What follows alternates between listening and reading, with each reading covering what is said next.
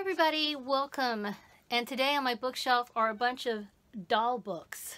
Okay, so full disclosure, I like to collect and craft for dolls. I have quite a few dolls in my collection.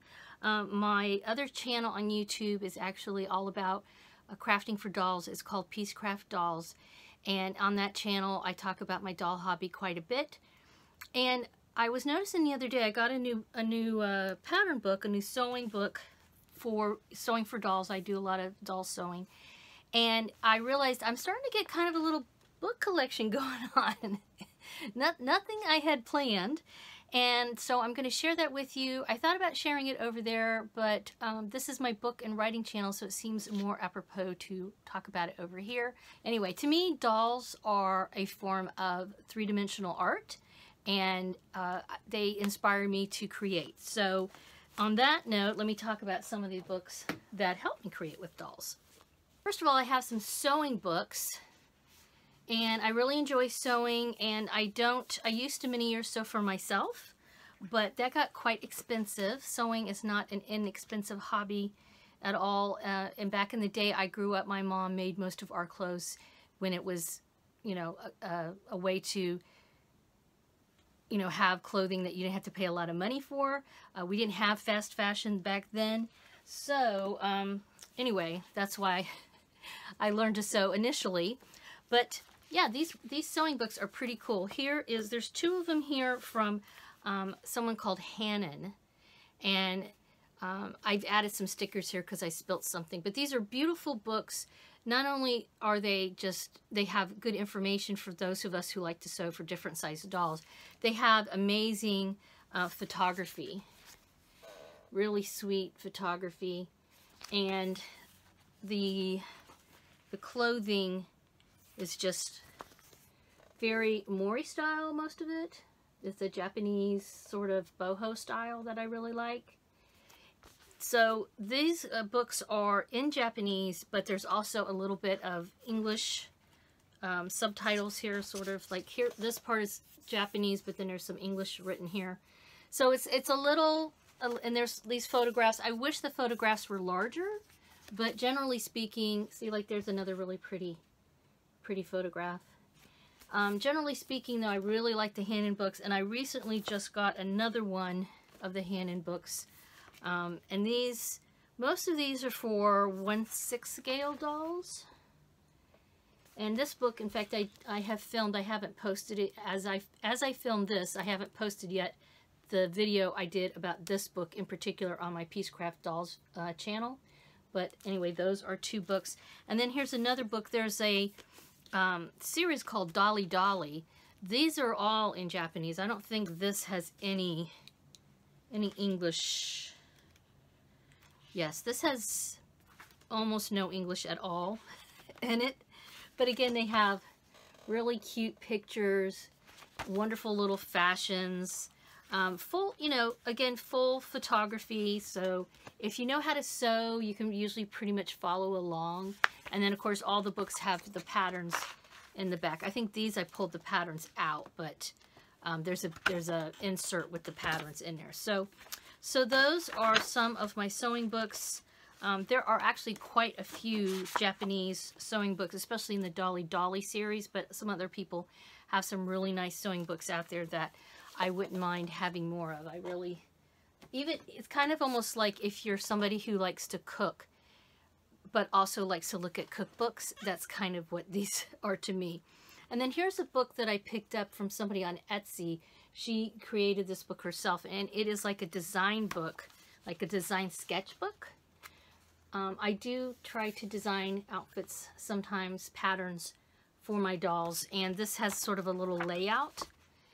I haven't written in this yet, and it's just so pretty. And when I write stuff out, when I design and sketch things, where is my sketchbook? It's around here somewhere. It looks awful. So this is my design sketchbook and my sewing notes book. I actually, sewed this little cover, and it's one of those composition notebooks. But this is what my stuff looks like. It's like, ah. So I kind of hesitate because I'm not artistic in form of drawing when it comes to that sort of thing. But anywho, all right, so on to the other Dolly books. The other doll books I have a couple here that are related to Blythe. Blythe is a doll that's created in Asia. It's a Japanese company, Junie Moon, produces her right now, but originally she came out from Kenner, and then Hasbro bought her rights. So she came out in the mid-70s. Kenner produced her. She did not sell well. Okay, the doll was not very popular back then, but this woman, Gina Guerin, I'm saying her name totally wrong. Gina Guerin found a doll back in around 2000 and started taking photographs. She found a vintage Blythe and started taking photographs, and she produced this little book of these vintage dolls, and it started the Blythe craze. Okay, let me try to find a good one. So yeah, here's some cute ones. And that's all this book is. It's quite an old book. It came, like I said, I think this came out in 2000, and it's just pictures of this doll. Okay, and actually, doll collectors love to take photographs and try to, you know, it's a bit of an art form. Like here's this is a cute one, a doll taking a photograph behind the camera. So it's one of the parts of a doll hobby is taking photographs, and this is sort of a landmark kind of book. I bought it used very inexpensively. It's not a real fancy book, but this is when people started seeing these dolls and collectors wanted them, and they started coming back and being manufactured again. So I feel like that's kind of an important one to have because I really like Blythe dolls. They're the main thing I collect. And then this is a super cute book, Ricky and Friends, created by Heidi Corley Bartow. She's on Facebook if you want to follow her. She also is starting to produce images again over there. She did it for a while and then stopped, and now she's back at it where she takes and creates little cute photographs like this with the character that she's created. This character's name is Ricky. This little doll's name is Ricky. And I won't show you all of it because you should buy the book if you want. But she does a photograph, and then she has like a little narrative next to it. So, for example, here's Ricky with like a little toy elephant, and it says Egg. That's the name of the elephant, I think. Yeah, Egg says, how do you spell elephant? Ricky says E-L-L-E-E-F-A-N-T.